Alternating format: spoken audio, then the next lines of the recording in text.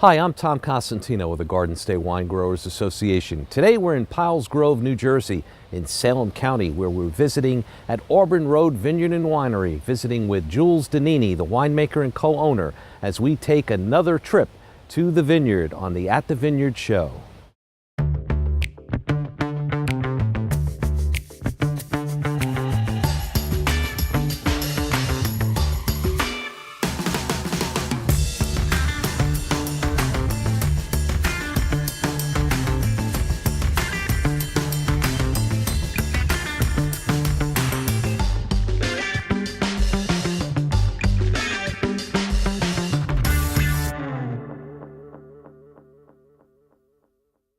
We are here at Pilesgrove, New Jersey in Salem County on the Enoteca deck at Auburn Road Vineyard and Winery, where it's my pleasure to have Jules Doninni, the winemaker and co-owner of Auburn Road, with us today on the At the Vineyard show. Welcome, Jules.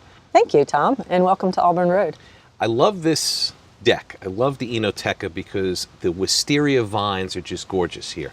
How long did this take to do?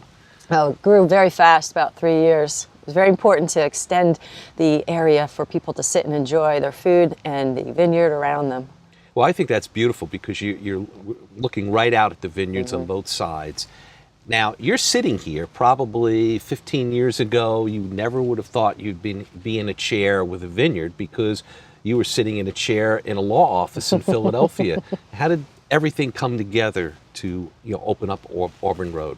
We were a group of friends that were all working in our professional jobs in the Philadelphia and Delaware area, and it was very stressful jobs, and we really wanted to change our lives, and it was during the 9/11 time period, and some of us were working in the financial industry, and it was enough fear and stress to actually make us rethink everything we could possibly do with our lives, and getting back to a simpler life, working with the land, creating happiness for people. And that was something that wine opened up an opportunity. Scott and I were newbie wine drinkers, and we were trying to learn what was important about it, but we found that being around friends and family was the key thing. Now, how did you, with your group, you have your partner Dave Davis and yourself and Scott, how did the roles get determined? How do you become the winemaker? Well, we kept thinking that, first off, that Dave, he wanted to learn how to grow the grapes. And in order to grow grapes into wine quality, they have to be in the ground for a couple years. So I thought, wow, we have a lot of time to figure out how to make wine, but not with my husband. My husband wanted to create the business. He wanted to get it rolling as soon as possible. So he was the big picture guy. He was the creator of the company, creator of the Enoteca, and pushed us all to, I think, our ultimate reaching really incredible goals that we never thought we could. He said we have to buy grapes. So immediately we were buying grapes, and I was the only one that didn't really have a role, and I said, hey, maybe I can learn how to make the wine. And it was good for my brain. It was a very methodical, very detail-oriented type job, and that was definitely where I sat in my skill sets. So we actually worked with a consultant from the early going, and we bought grapes, we played with them, we made wine, it was somewhat drinkable, and then we kept going with it. Our first crop was in 2006 off of our vineyards, and we had planted in 2004, so it was an early crop. But it was enough for us to start making a commercial batch. And that's how I got involved, and each year it got more and more instruction from our consultant, and it kind of brought me in deeper and deeper into understanding. Did you go at all? I believe you went to UC Davis. What I did, once I realized the mechanics of it, and I understood how it all happened, I realized I had a lot of holes in my knowledge. I was an English major and an attorney, not a good combination.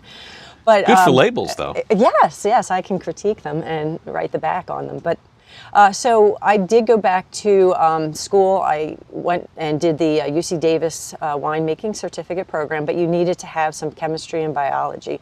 So I actually went to my community college and took some classes there, and then started doing the UC Davis class.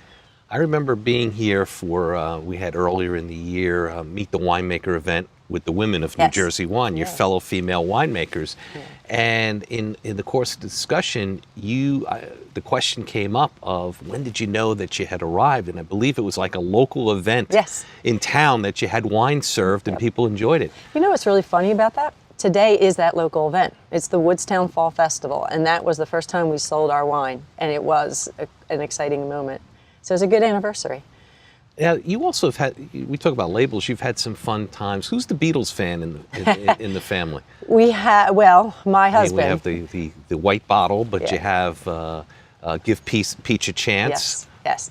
Scott is the musician as well as one of our other partners, Joe, who has definitely infused some musical references in our wine. One of the things that we thought was difficult with wine is that it has a tradition and it has a certain image.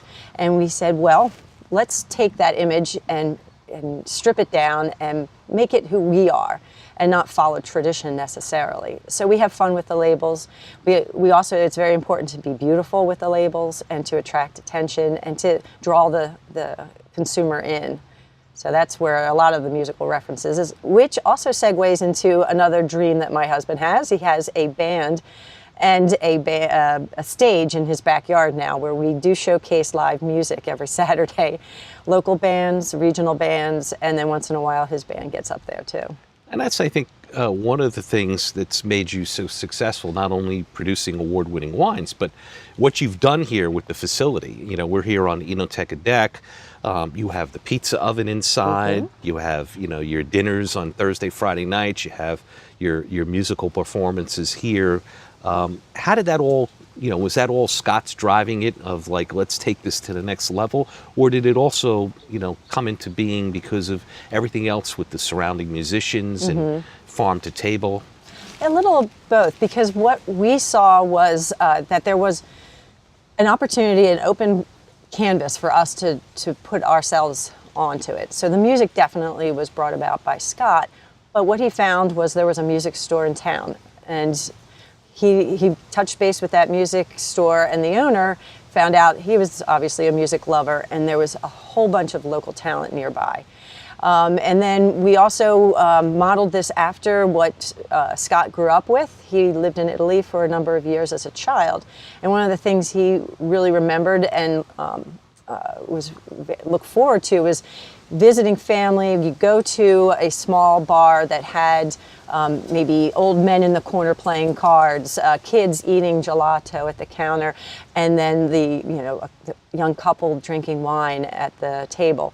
And he's like, that's what I want to create here, a multi-generational gathering place where people are not afraid of alcohol. They realize that it is part of living and it's a part of eating and celebrating. And that's pretty much the model of the Enoteca. The wood-fired pizza, again, another segue from the town. There were two guys that wanted to start a new business, and we were very excited to hear about that, welcome them with open arms, and soon they actually have built their pizza oven into our building. Yeah. Beautiful. As a winemaker, was there a point where you said, everything I've learned, I finally honed my craft, Well, in the beginning, we were just trying to make wine that was drinkable. We wanted to make clean fruits and get it into a product that was, delicious, but not necessarily fine-tuning that craft yet. Over the years, we saw that, one, the vineyards started really shining. We saw what grapes were growing better than others. We saw what growers were more devoted, Dave being the biggest devoted one. And what that allowed me to do was not manage a problem or manage something, but actually create something incredible.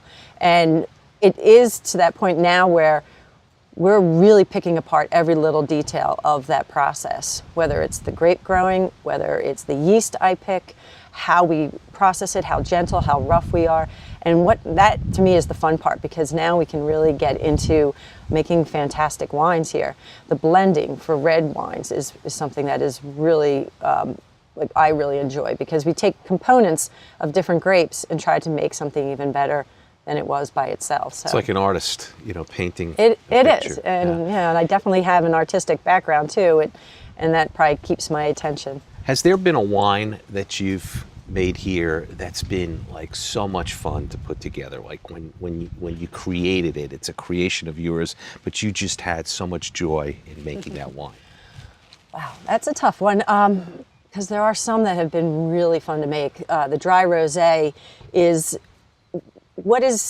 can be a very simple and delicious wine, is extremely complex in the making of. We actually taste the just done fermented wines and make like decisions on the different flavors that we're getting to cobble together a finished product. And that was a lot of fun to make for the 2016.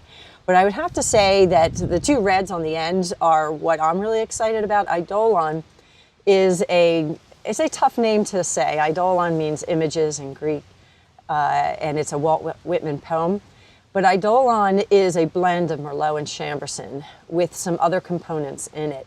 And what has been exciting is taking those two really strong grapes, Merlot and Chambourcin, and adding more complexity with the different varieties that we keep changing in there. So each year it's slightly different, and each year it's getting better and better. And this is basically on the outer coastal plain.